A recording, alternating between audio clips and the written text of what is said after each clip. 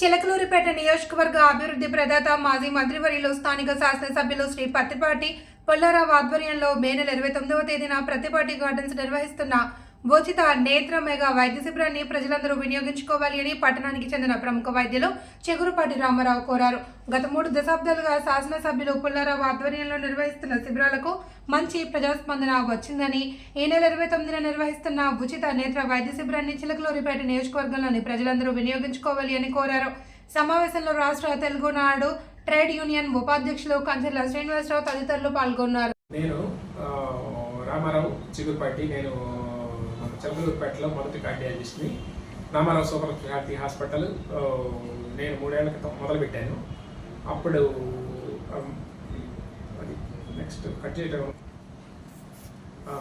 ఇప్పుడు ముఖ్యంగా చెప్పదలుచుకుంది ఏంటంటే, ఈరోజు మన మాజీ మంత్రివర్యులు చిలకలూరిపేట నియోజకవర్గ ఎమ్మెల్యే గారైనటువంటి మన ప్రియతమ నాయకులు పత్తిపాటి పుల్లారావు గారి జన్మదినం సందర్భంగా ఈ నెల 29న అనగా మే 29న ఉచిత మెగా కంటి వైద్య శిబిరం శంకర కంటి ఆసుపత్రి వారిచే నిర్వహించబడుతుంది. మన చిలకలూరుపేట పట్టణ ప్రాంత ప్రజలు మరియు పరిసర ప్రాంత ప్రజలు ఈ సదవకాశాన్ని సద్వినియోగపరచుకోగలరని సవినయంగా తెలియజేసుకుంటున్నాను.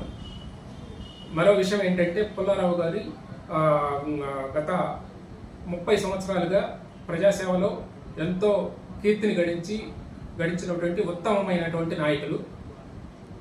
పుల్లారావు గారు సహృదయం పుల్లారావు గారి ఆధ్వర్యంలో అటువంటి ఈ కంటి వైద్య శిబిరాన్ని అందరూ సద్వినియోగం చేసుకోగలరని తెలియజేస్తున్నాను.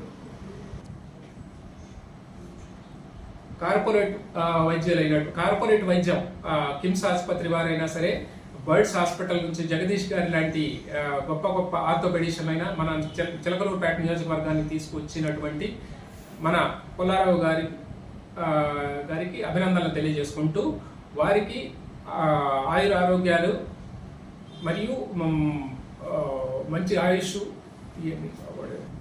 ఓకే, ఒక డాక్టర్గా నేను విన్నవించుకునేది ఏదనగా, ఇటువంటి గొప్ప గొప్ప కార్యక్రమాలు నిర్వహిస్తున్న పుల్లారావు గారిని మీరంతా మనస్ఫూర్తిగా ఆశీర్వదించాలని కోరుకుంటున్నాను. వారు ఇంకా ఎన్నో గొప్ప మంచి ఎన్నో జన్మదినాలు జరుపుకోవాలని కోరుకుంటూ,